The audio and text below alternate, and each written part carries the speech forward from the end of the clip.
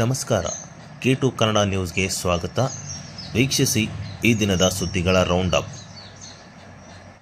ಹಣಕಾಸು ಕಾಯ್ದೆ 2025 ಮೂಲಕ ಪಿಂಚಣಿ ನಿಬಂಧನೆಗಳಿಗೆ ಮಾಡಲಾದ ತಾರತಮ್ಯದ ತಿದ್ದುಪಡಿಗಳನ್ನು ತಕ್ಷಣ ಹಿಂತೆಗೆದುಕೊಳ್ಳುವುದು, ಹಿಂದೆ ನಿವೃತ್ತಿ ದಿನಾಂಕ ಆಧರಿಸಿ ಪಿಂಚಣಿದಾರರ ತಾರತಮ್ಯ ಕೊನೆಗೊಳಿಸಬೇಕು, ನಿವೃತ್ತಿ ದಿನಾಂಕವನ್ನು ಲೆಕ್ಕಿಸದೆ ಎಲ್ಲಾ ಪಿಂಚಣಿದಾರರಿಗೆ ಪಿಂಚಣಿ ಪ್ರಯೋಜನಗಳಲ್ಲಿ ಪೂರ್ಣ ಸಮಾನತೆ, 8ನೇ ಸಿಪಿಸಿಗೆ ಉಲ್ಲೇಖದ ವಿಷಯದಲ್ಲಿ ಬಿಎಸ್ಎನ್ಎಲ್ ಪಿಂಚಣಿ ಪರಿಷ್ಕರಣೆಯ ಸೇರ್ಪಡೆ, ಪಿಂಚಣಿ ಸಮಾನತೆಯ ಕುರಿತು ಸುಪ್ರೀಂ ಕೋರ್ಟ್ ತೀರ್ಪುಗಳ ಅನುಷ್ಠಾನ, ಎಲ್ಲ ಪಿಂಚಣಿದಾರರನ್ನು ಏಕೀಕೃತ ವರ್ಗವಾಗಿ ಸಮಾನವಾಗಿ ಪರಿಗಣಿಸಬೇಕು ಎಂದು ಒತ್ತಾಯಿಸಿದ್ದಾರೆ. ಪಿಂಚಣಿ ನಿಬಂಧನೆಗಳಿಗೆ ನಿಯಮಗಳು ತಿದ್ದುಪಡಿ ಒಳಗೊಂಡಿರುವ ಮಾರ್ಚ್ 25ರಂದು ಲೋಕಸಭೆಯಲ್ಲಿ ಅಂಗೀಕರಿಸಿದ ಹಣಕಾಸು ಮಸೂದೆಯ ವಿರುದ್ಧವಾಗಿದೆ ಎಂದು ಆಕ್ರೋಶ ವ್ಯಕ್ತಪಡಿಸಿದರು. ಲೋಕಸಭೆಯಲ್ಲಿ ಮಂಡಿಸಿದ ಹಣಕಾಸು ಮಸೂದೆಯಿಂದ ಕೇಂದ್ರ ಸರ್ಕಾರಿ ಸೇವೆಯಿಂದ ನಿವೃತ್ತಿ ಹೊಂದಿದ ಪಿಂಚಣಿದಾರರಿಗೆ ಹಾಗೂ ನಿವೃತ್ತಿ ಆದ ಪಿಂಚಣಿದಾರರಿಗೆ ಇದು ಅನ್ವಯಿಸಿಲ್ಲ, ಯಾವುದೇ ಸೌಲಭ್ಯ ಒದಗಿಸಿಲ್ಲ ಎಂದು ದೂರಿದರು.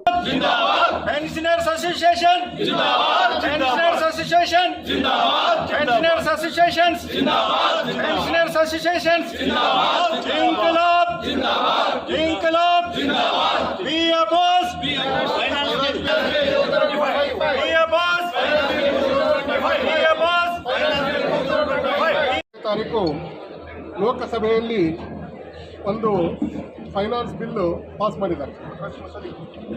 ಒಂದು ಏನಂತಂದರೆ, ಪಿಂಚಣಿದಾರರಿಗೆ ಇನ್ನು ಮುಂದೆ ಭವಿಷ್ಯದ ದಿನಗಳಲ್ಲಿ ಪಿಂಚಣಿದಾರರಿಗೆ ಯಾವುದೇ ಥರದ ಪಿಂಚಣಿ ಪರಿಷ್ಕರಣೆ ಮಾಡೋದು ಅವಶ್ಯಕತೆ ಇಲ್ಲ, ಮಾಡೋದಿಲ್ಲ ಅಂತೇಳಿ. ಇದು ಅತ್ಯಂತ ಒಂದು ಕ್ರೂರ ಶಾಸನ. ನಮಗೆ ಈ ದಿನ ಏನಂದರೆ ಒಂದು ಕರಾಳ ದಿನ ಅಂತ ನಾವು ಆಗ ಹೇಳಿದ್ರು ಕೂಡ ಏನು ಉತ್ಪ್ರೇಕ್ಷೆಯ ಮಾತಲ್ಲ. ಯಾಕಂದರೆ ನಾವು ಇದುವರೆಗೆ ಒಂದು ಪಿಂಚಣಿಯ ಒಂದು ಪರಿಷ್ಕರಣೆ ಆಗ್ತದಂತ ಒಂದು ಭರವಸೆ ಇಟ್ಕೊಂಡು ಇಷ್ಟು ವರ್ಷಗಳಿಂದ ನಾವು ಕಾಯ್ತಾ ಇದ್ದೀವಿ. ಆಮೇಲೆ ಕೆಲವು ಸಂಘಟನೆಗಳು ಕಾನೂನಾತ್ಮಕ ಹೋರಾಟ ಕೂಡ ಮಾಡಿದ್ದೀವಿ. ಒಂದು ಕೆಳಮಟ್ಟದ ಒಂದು ಕೋರ್ಟ್ನಲ್ಲಿ ನಮ್ಮ ಪರವಾಗಿ ತೀರ್ಪು ಕೂಡ ಬಂದಿದೆ. ಅದನ್ನು ಪ್ರಶ್ನಿಸಿ ಹಲವಾರು ತಿಂಗಳ ನಂತರ ಕೇಂದ್ರ ಸರ್ಕಾರ ಅದರ ವಿರುದ್ಧ ಹೈಕೋರ್ಟ್ಗೆ ಅಪೀಲ್ ಮಾಡಿತು. ಆ ಹೈಕೋರ್ಟ್ನಲ್ಲಿ ಕೂಡ ನಾವು ಸಾಕಷ್ಟು ವಾದ ಮಾಡ್ತಾ ಇದ್ದೀವಿ. ಅತ್ಯಂತ ಒಂದು ಸೂಕ್ತ ಸಮಯದಲ್ಲಿ ಈಗ ನಮಗೆ ನ್ಯಾಯ ದೊರಕುವಂಥ ಒಂದು ಸಂದರ್ಭ ಇನ್ನು ಕೆಲವೇ ತಿಂಗಳುಗಳಲ್ಲಿ ನಮ್ಮ ಪರವಾಗಿ ತೀರ್ಪು ಬರುವಂಥ ಸನ್ನಿವೇಶದ ಒಂದು ಈ ಸಮಯದಲ್ಲಿ ಈ ಒಂದು ಬರೀ BSNL ಎಂಪ್ಲಾಯೀಸ್ಗೆ ಅಷ್ಟೇ ಅಲ್ಲ, ಒಟ್ಟಾರೆ ಕೇಂದ್ರ ಸರ್ಕಾರದಲ್ಲಿ ಸೇವೆ ಸಲ್ಲಿಸಿ ನಿವೃತ್ತಿ ಹೊಂದಿದ ಪ್ರತಿಯೊಬ್ಬ ಪಿಂಚಣಿದಾರರಿಗೂ ಕೂಡ ಇದರಿಂದ ಅನ್ಯಾಯವಾಗ್ತದೆ. ಇದರಿಂದ ಲಕ್ಷಾಂತರ ಜನಕ್ಕೆ ಒಂದು ಭಾಳ ಇವರು ದೊಡ್ಡ ಹೊಡೆತ ಕೊಟ್ಟಂಗೆ ಆಗ್ತಾ ಇದೆ. ಈ ಆಡಳಿತದಲ್ಲಿರುವ ಈ ಕೇಂದ್ರ ಸರ್ಕಾರ ಒಟ್ಟಾರೆ ಕಾರ್ಮಿಕ ವಿರೋಧಿ ನೀತಿಯನ್ನೇ ಅನುಸರಿಸ್ತಾ ಇದೆ. ಪ್ರತಿಯೊಂದು ಹಂತದಲ್ಲಿ ಕೂಡ ಕಾರ್ಮಿಕ ವಿರೋಧಿ ನೀತಿಯನ್ನು ಅನುಸರಿಸ್ತಾ ಇದೆ. ಇದರಿಂದ ನಾವು ಈ ಹೋರಾಟ ಮಾಡೋದು ಇದು ಮೊದಲನೇ ದಿವಸ, ಇವತ್ತಿನ ಪ್ರಾರಂಭ ಆಗ್ತಾ ಇದೆ.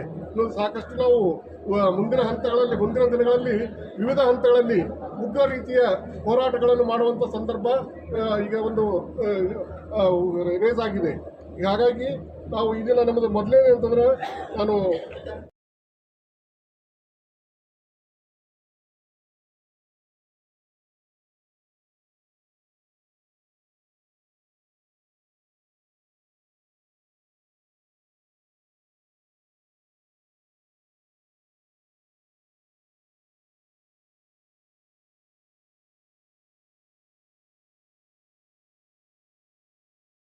ಲಲಿತಾ ಹಿರಿಯ ನಾಗರಿಕ ವೃದ್ಧಾಶ್ರಮದಲ್ಲಿ ಹರ್ಷಿತಾ ಬಿಂದು ಅವರ 17ನೇ ವರ್ಷದ ಹುಟ್ಟುಹಬ್ಬ ಅರ್ಥಪೂರ್ಣವಾಗಿ ಆಚರಿಸಲಾಯಿತು. ಹುಟ್ಟುಹಬ್ಬದ ಅಂಗವಾಗಿ ಅನ್ನ ಸಂತರ್ಪಣೆ ಮಾಡಲಾಯಿತು. ನಗರದ ಆಶಾಪುರ್ ರಸ್ತೆಯ ರಾಯಲ್ ಪೋರ್ಟ್ ಹೋಟೆಲ್ ಹತ್ತಿರ ಲಲಿತಾ ವೃದ್ಧಾಶ್ರಮದಲ್ಲಿ ಹಿಂದುಳಿದ ಒಕ್ಕೂಟದ ಮಹಿಳಾ ಅಧ್ಯಕ್ಷ ಹಾಗೂ ಜಿಲ್ಲಾ ಉಪ್ಪರ್ ಸಮಾಜದ ಅಧ್ಯಕ್ಷ ಹಾಗೂ ಸಮಾಜ ಸೇವಕರು ಸುರೇಖಾ ಅವರ ಪ್ರೀತಿಯ ಮೊಮ್ಮಗಳು ಹಾಗೂ ವೆಂಕಟಗಿರಿ ಮತ್ತು ಸುನೀತಾ ಅವರ ಸುಪುತ್ರಿ ಹರ್ಷಿತಾ ಅವರ 17ನೇ ವರ್ಷದ ಹುಟ್ಟುಹಬ್ಬ ಅತ್ಯಂತ ಅರ್ಥಪೂರ್ಣವಾಗಿ ವೃದ್ಧಾಶ್ರಮದ ಎಲ್ಲ ಹಿರಿಯರಿಗೆ ವಿಶೇಷವಾಗಿ ಅನ್ನ ಸಂತರ್ಪಣೆ ಮಾಡುವ ಮೂಲಕ ಹಿರಿಯರ ಆಶೀರ್ವಾದದೊಂದಿಗೆ ಹುಟ್ಟುಹಬ್ಬ ಆಚರಣೆ ಮಾಡಿರುವ ಸುರೇಖಾ ಅವರ ಕುಟುಂಬಸ್ಥರ ಕಾರ್ಯ ಸಮಾಜಕ್ಕೆ ಮಾದರಿಯಾಗಿದೆ. ಸುರೇಖಾ ಅವರು ಕಳೆದ 30 ವರ್ಷಗಳಿಂದ ನಿರಂತರವಾಗಿ ಸಮಾಜ ಸೇವೆ ಮಾಡುತ್ತಾ ಬಂದಿದ್ದಾರೆ. ಇತ್ತೀಚಿನ ದಿನಮಾನದಲ್ಲಿ ಹುಟ್ಟುಹಬ್ಬ, ಮದುವೆ, ವಾರ್ಷಿಕೋತ್ಸವ ಇನ್ನಿತರ ಶುಭ ಸಮಾರಂಭ ಕಾರ್ಯಕ್ರಮಗಳು ಜನರು ಆಡಂಬರ ಮತ್ತು 5 ಸ್ಟಾರ್ ಹೋಟೆಲ್ ಕಡೆಗೆ ಮುಖ ಮಾಡಿರುವುದು ಸಹಜ. ಆದರೆ ಸುರೇಖಾ ಅವರ ಕುಟುಂಬಸ್ಥರು ಇದಕ್ಕೆ ಸೇಡ್ ಹೊಡೆದು ವೃದ್ಧಾಶ್ರಮದಲ್ಲಿ ಹುಟ್ಟುಹಬ್ಬ ಆಚರಣೆ ಮಾಡಿರುವುದು ನಿಜಕ್ಕೂ ಇದು ಸಾಮಾಜಿಕ ಶ್ರೇಷ್ಠ ಕಾರ್ಯಕ್ರಮ ಇದಾಗಿದೆ.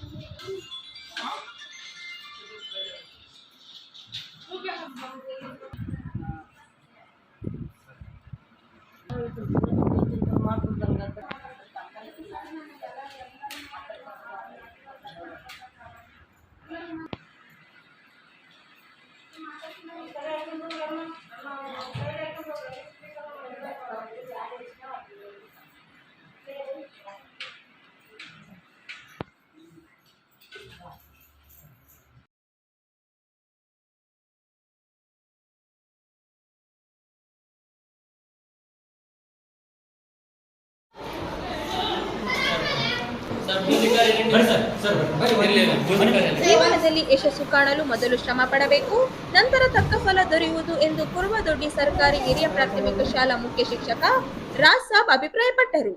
ಕುರುಬದೊಡ್ಡಿ ಗ್ರಾಮದ ಸರ್ಕಾರಿ ಹಿರಿಯ ಪ್ರಾಥಮಿಕ ಶಾಲೆಯಲ್ಲಿ ಹಮ್ಮಿಕೊಂಡಿದ್ದ 2024-25 ಸಾಲಿನ 7ನೇ ತರಗತಿ ವಿದ್ಯಾರ್ಥಿಗಳ ಬೀಳ್ಕೊಡುಗೆ ಸಮಾರಂಭದ ಅಧ್ಯಕ್ಷತೆಯನ್ನು ವಹಿಸಿ ಮಾತನಾಡಿದ ಅವರು, ವಿದ್ಯಾರ್ಥಿ ಜೀವನ ಬಂಗಾರವಿದ್ದಂತೆ. ಅದಕ್ಕೆ ಪೂರಕವಾಗಿ ಮಕ್ಕಳು ನಿರಂತರವಾಗಿ ಅಭ್ಯಾಸ ಮಾಡಿ ಜ್ಞಾನ ಸಂಪಾದನೆ ಮಾಡಿದ್ದಲ್ಲಿ ನಿಶ್ಚಿತ ಗುರಿಯನ್ನು ಮುಟ್ಟಿ ಯಶಸ್ಸು ಪಡೆಯಲು ಸಾಧ್ಯವಾಗುತ್ತದೆ. ಪ್ರತಿಯೊಂದು ವಿದ್ಯಾರ್ಥಿಯು ತಾನು ಯಾರು, ಏನು ಮಾಡಬೇಕು ಮತ್ತೆ ಏನು ಮಾಡುತ್ತಿದ್ದೇನೆ ಎಂದು ಸ್ವಂತ ತಾನೇ ಪ್ರಶ್ನೆ ಮಾಡಿಕೊಂಡು ಅಭ್ಯಾಸ ಮಾಡಿದ್ದಲ್ಲಿ ಮುಂದಿನ ವಿದ್ಯಾಭ್ಯಾಸದಲ್ಲಿ ಅಗ್ರ ಶ್ರೇಣಿಯಲ್ಲಿ ಪಾಸಾಗುವುದರಲ್ಲಿ ಯಾವುದೇ ಅನುಮಾನವಿಲ್ಲ. ಭಯ ಹಾಗೂ ಗೊಂದಲ ಮಕ್ಕಳ ಶೈಕ್ಷಣಿಕ ಹಿನ್ನಡೆಗೆ ಕಾರಣವಾಗಬಹುದು. ಆದ್ದರಿಂದ ಮಕ್ಕಳು ಹೆದರದೆ ಧೈರ್ಯವಾಗಿ ಪರೀಕ್ಷೆಯನ್ನು ಎದುರಿಸಬೇಕು ಎಂದರು. ವಿದ್ಯಾರ್ಥಿಗಳು ಶಿಕ್ಷಕರಿಗೆ ಡಾಕ್ಟರ್ ಪುನೀತ್ ರಾಜ್ಕುಮಾರ್ ಅವರ ಭಾವಚಿತ್ರವನ್ನು ನೆನಪಿನ ಕಾಣಿಕೆ ನೀಡಿದರು. ಈ ಕಾರ್ಯಕ್ರಮವು ವಿದ್ಯಾರ್ಥಿಗಳು ಸಂಗೀತ, ನೃತ್ಯ ಮತ್ತು ಕಲಾತ್ಮಕ ಪ್ರದರ್ಶನಗಳಿಂದ ತುಂಬಿದ ಸಂತೋಷದಾಯಕ ವಾತಾವರಣದಲ್ಲಿ ಒಟ್ಟುಗೂಡಿಸಿತು. ನಂತರ ಶಿಕ್ಷಕರಿಂದ ವಿದ್ಯಾರ್ಥಿಗಳಿಗೆ ಮೆಚ್ಚುವ ಹಾಗೆ ಊಟದ ರಸದೌತವನ್ನೇ ನೀಡಲಾಯಿತು. ಈ ಸಂದರ್ಭದಲ್ಲಿ ಶಾಲೆಯ ಎಸ್ಡಿಎಂಸಿ ಅಧ್ಯಕ್ಷರು ವೀರೇಶ್ ಕೆ. ಶಂಕರ್, ಪತ್ರಕರ್ತ ಉಪ ಅಧ್ಯಕ್ಷರು ಗೋವಿಂದು, ಡಿಎಂಸಿ ಸದಸ್ಯರುಗಳು, ಶಿಕ್ಷಕರುಗಳಾದ ವಿದ್ಯಾವತಿ, ಯಶೋಧರ, ರಮಾಬಾಯಿ, ಸುರೇಶ್, ಗೋವಿಂದು, ಶಿವರಾಜ್ ಹಾಗೂ ಹಳೆ ವಿದ್ಯಾರ್ಥಿಗಳು, ವಿದ್ಯಾರ್ಥಿಗಳ ಪಾಲಕರು ಸೇರಿದಂತ ಅನೇಕರು ಭಾಗವಹಿಸಿದ್ದರು.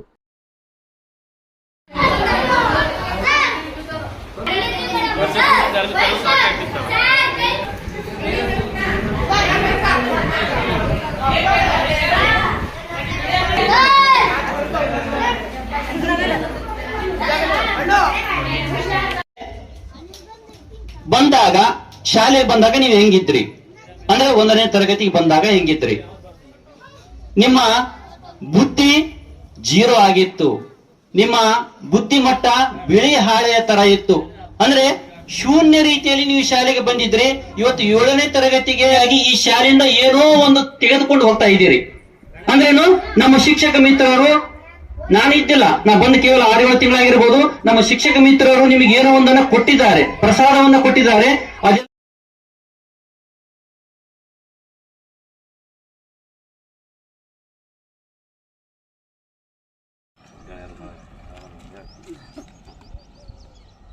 ಮಾತಾಡ್ತಾರ. ನಗರದ ಬೋಳಂದಡಿ ರಸ್ತೆಯ ಮುಂಜಾನೆಯ ವಾಯು ವ್ಯವಹಾರಕ್ಕೆ ಹೋದಾಗ ನಮ್ಮ ವಾಕಿಂಗ್ ಗೆಳೆಯರ ಬಳಗ ಹೊತ್ತಿಂದ ಬೋಳಮದೊಡ್ಡಿ ರಸ್ತೆಯ ಪಕ್ಷಿಗಳಿಗೆ ನೀರು ಉಳಿಸಲು ಗಿಡಗಳಿಗೆ ಮಡಿಕೆಗಳನ್ನು ಕಟ್ಟಲಾಯಿತು. ಈ ಒಂದು ಸಂದರ್ಭದಲ್ಲಿ ನಗರಸಭೆ ಸದಸ್ಯರಾದ ಎನ್.ಕೆ. ನಾಗರಾಜ್ ಅವರು ಮಾತನಾಡಿ, ನಮ್ಮ ರಾಯಚೂರಿನ ಬಿಸಿಲಿನ ತಾಪ ಹೆಚ್ಚಾಗಿರುವುದರಿಂದ ಪಕ್ಷಿಗಳಿಗೆ, ದನುಕರುಗಳಿಗೆ ನೀರನ್ನು ಉಣಿಸಲು ತಮ್ಮ ತಮ್ಮ ಮನೆಗಳ ಮುಂದೆ ಪಕ್ಷಿಗಳಿಗೆ ನೀರಿನ ವ್ಯವಸ್ಥೆ ಮಾಡಬೇಕೆಂದು ಸಾರ್ವಜನಿಕರಲ್ಲಿ ಮನವಿ ಮಾಡಲಾಯಿತು. ಶಿಕ್ಷಕರಾದ ಪಿ. ಚಂದ್ರಶೇಖರ್ ಮಾತನಾಡಿ, ವೆಂಕಟೇಶ್ ಸಮಾಜ ಸೇವಾ ಕಾರ್ಯ ಶ್ಲಾಘಿಸಿದರು. ಪ್ರತಿ ವರ್ಷದಂತೆ ಈ ವರ್ಷವೂ ಕೂಡ ಪಕ್ಷಿಗಳಿಗೆ ನೀರಿನ ವ್ಯವಸ್ಥೆ ಮಾಡಲಾಗುತ್ತದೆ ಎಂದು ತಿಳಿಸಿದರು. ಕೊಂಚ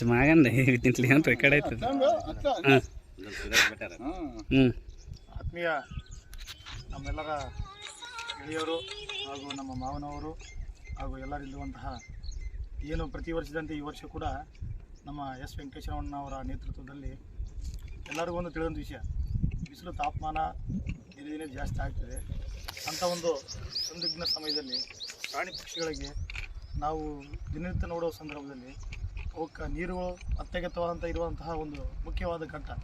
ಅಂಥ ಸಂದರ್ಭದಲ್ಲಿ ನಮ್ಮ ರಾಯಚೂರು ಬಿಸಿಲಿಗೆ ತತ್ತರಿಸುವಂತಹ ಅಕ್ಕಿ ಆಗಿರ್ಬೋದು, ಪ್ರಾಣಿಗಳಾಗಿರ್ಬೋದು, ನಾಯಿಗಳಾಗಿರ್ಬೋದು, ಇನ್ನಿತರ ಜೀವರಾಶಿಗಳು ಅವು ಕೂಡ ಒಂದು ನಮ್ಮ ಮಾನವ ಕುಲದ ಒಂದು ಭಾಗವಾಗಿ ಅಂತಹ ಒಂದು ವಿಶೇಷವಾದ ನೀರಿನ ಅರವಟ್ಟಿಗೆಯನ್ನು ನಮ್ಮ ಎಸ್ ವೆಂಕಟೇಶ್ವರಣ್ಣನವರು ಪ್ರಾಣಿ ಪಕ್ಷಿಗಳಿಗೆ ಜೊತೆಯಾಗಿ ನಮ್ಮ ಬಡಾವಣೆ ಸುತ್ತಮುತ್ತಲಿನ ಎಲ್ಲರಿಗೆ ಅನುಕೂಲವಾಗಬೇಕಂತ ಅವ್ರೇನು ಕಾರ್ಯಕ್ರಮ ಮಾಡ್ತಿದ್ರಲ್ಲ ಅವ್ರದ್ದು ಬಹಳ ಶ್ಲಾಘನೀಯ.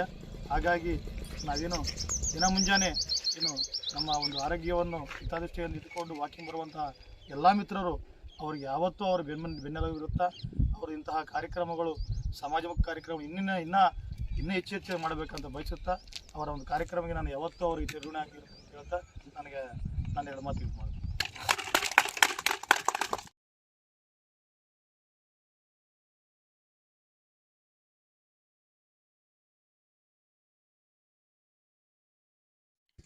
ರಾಯಚೂರು ಜಿಲ್ಲೆಗೆ ಏಮ್ಸ್ ನೀಡುವುದು ನನ್ನ ಸಂಪೂರ್ಣ ಬೆಂಬಲ ಇದೆ ಎಂದು ಕೇಂದ್ರ ಸಚಿವ ಪ್ರಹ್ಲಾದ್ ಜೋಶಿ ಅವರಿಂದ ಭರವಸೆ ದೊರೆತಿದೆ ಎಂದು ಏಮ್ಸ್ ನಿಯೋಗದ ಸಂಚಾಲಕ ಬಸವರಾಜ್ ಕಳಸ ಅವರು ಹೇಳಿದರು.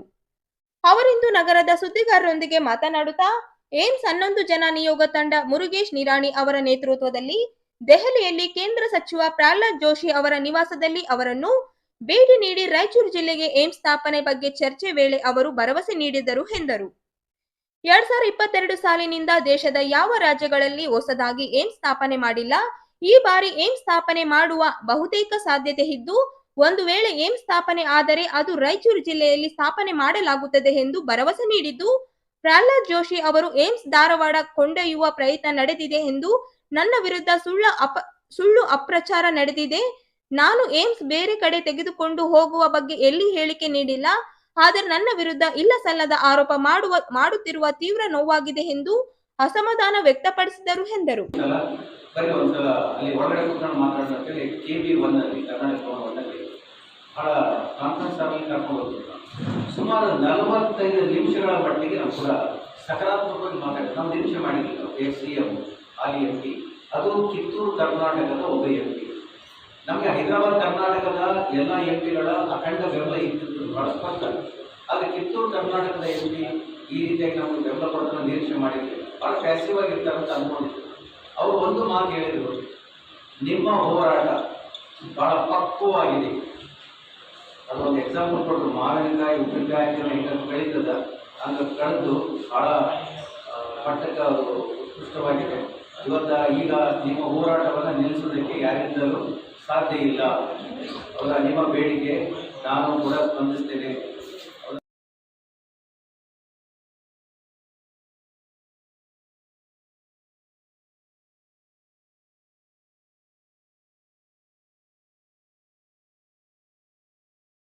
ಈ ಒಂದು ವೇದಿಕೆಯಲ್ಲಿ ಉಪಸ್ಥಿತರಿರ್ತಕ್ಕಂಥ ನಮ್ಮ ಕರ್ನಾಟಕ ಸಂಘ ಮತ್ತು ಹೊಸಮನೆ ಪ್ರಕಾಶನ ಇವರ ಸಂಯುಕ್ತಾಶ್ರಯದಲ್ಲಿ ಯುಗಾದಿ ಹಬ್ಬದ ಪ್ರಯುಕ್ತ ವಸಂತ ಕಾವ್ಯ ಕವಿಗೋಷ್ಠಿ ದಿನಾಂಕ 5ರಂದು ನಗರದ ಕರ್ನಾಟಕ ಸಂಘದಲ್ಲಿ ಆಯೋಜಿಸಲಾಗಿದೆ ಎಂದು ಕರ್ನಾಟಕ ಸಂಘದ ಕಾರ್ಯದರ್ಶಿ ಶ್ರೀನಿವಾಸ್ ಗುಟ್ಟು ಅವರು ಹೇಳಿದರು.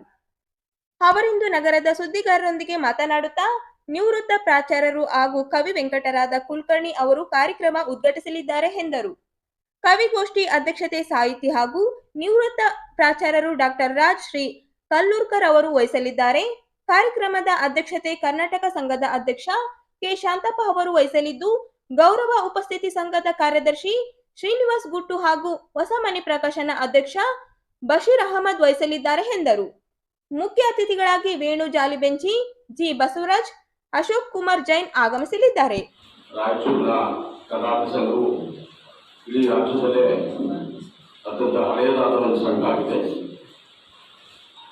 ಕರ್ನಾಟಕ ವಿದ್ಯಾವರ್ಧಕ ಸಂಘ ಧಾರವಾಡ, ಅದರ ನಂತರ ಸಾಹಿತ್ಯ ಪರಿಷತ್ತು ಬೆಂಗಳೂರು, ಈ ಎರಡು ಸಂಘಟನೆಗಳ ನಂತರ ಆರಂಭವಾಗಿರುವಂತಹ ಸಂಘ ಇಡೀ ರಾಜ್ಯದಲ್ಲಿ ಅಂತಂದರೆ 3ನೇ ಸ್ಥಾನವನ್ನು ಪಡೆದಿರುವಂತಹ ಸಂಘ ಅಂದರೆ ರಾಯಚೂರಿನ ಕರ್ನಾಟಕ ಸಂಘ.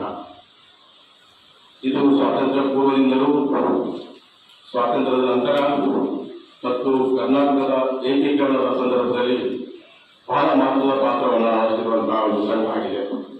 ಈ ಸಂಘ 1928ರಲ್ಲಿ ಆರಂಭ ಆಗಿದೆ. ಇಂದಿಗೆ ಇದೀಗ ನಾವು ಈ ಯುಗಾದಿಯ ಒಂದು ಸಂಭ್ರಮದ ಸಮಯದಲ್ಲಿ ವಸಂತ ಕಾವ್ಯ ಅನ್ನೋ ಕವಿಗೋಷ್ಠಿಯನ್ನು ನಾವು ಈ ವಾರ ಆಯೋಜನೆ ಮಾಡಿದ್ದೇವೆ. ಇದೇ ಏಪ್ರಿಲ್ 5ನೇ ತಾರೀಕು ಶನಿವಾರ ಸಾಯಂಕಾಲ 5 ಗಂಟೆಗೆ ಈ ಒಂದು ವಸಂತ ಕಾವ್ಯ ಕವಿಗೋಷ್ಠಿಯನ್ನು ನಾವು ಆಯೋಜನೆ ಮಾಡಿದ್ದೇವೆ. ಇದನ್ನು ನಮ್ಮ ರಾಯಚೂರಿನ ಅತ್ಯಂತ ಕ್ರಿಯಾಶೀಲ ಚಟುವಟಿಕೆಗಳಲ್ಲಿ ಕನ್ನಡದ ಕೆಲಸವನ್ನು ಮಾಡ್ತಾ ಹಲವಾರು ಅತ್ಯುತ್ತಮ ಕಾರ್ಯಕ್ರಮಗಳನ್ನು ರೂಪಿಸಿರುವಂತಹ ರಾಯಚೂರಿನ ಹೊಸಮನೆ ಪ್ರಕಾಶನದ ಒಂದು ಜಟ್ಟಿ ಆಶ್ರಯದಲ್ಲಿ ನಾವು ಈ ಕಾರ್ಯಕ್ರಮವನ್ನು ಹಮ್ಮಿಕೊಂಡಿದ್ದೇವೆ. ಇದು ಒಂದು ವಿಶೇಷವಾದಂತಹ ಒಂದು ಕವಿಗೋಷ್ಠಿ. ಯಾಕೆಂತಂದರೆ ಇದರಲ್ಲಿ ರಾಯಚೂರಿನ ಕವಿಗಳು ಮಾತ್ರ ಅಲ್ಲ, ರಾಯಚೂರಿನ ಸುತ್ತಮುತ್ತಲಿನ ಸ್ಥಳಗಳಿಂದ ನಮ್ಮ ಕರೆಗೆ ಹೋಗ್ಬಿಟ್ಟು ಕವಿಗಳು ತಮ್ಮ ಒಂದು ಇಚ್ಛೆಯನ್ನು ವ್ಯಕ್ತಪಡಿಸಿ ಈ ಕವಿಗೋಷ್ಠಿಯಲ್ಲಿ ಭಾಗವಹಿಸಲಿಕ್ಕೆ ತಮ್ಮ ಹೆಸರುಗಳನ್ನು ನೋಂದಾಯಿಸಿದ್ದಾರೆ. ಇವರ ಸಂಖ್ಯೆ ಎಷ್ಟಿರ್ಬೋದು ಅಂತಂದರೆ ಸುಮಾರು 39 ಜನ ನಮಗೆ ಕಾಲ್ ಮಾಡಿ ನಾವು ಈ ಕವಿಗೋಷ್ಠಿ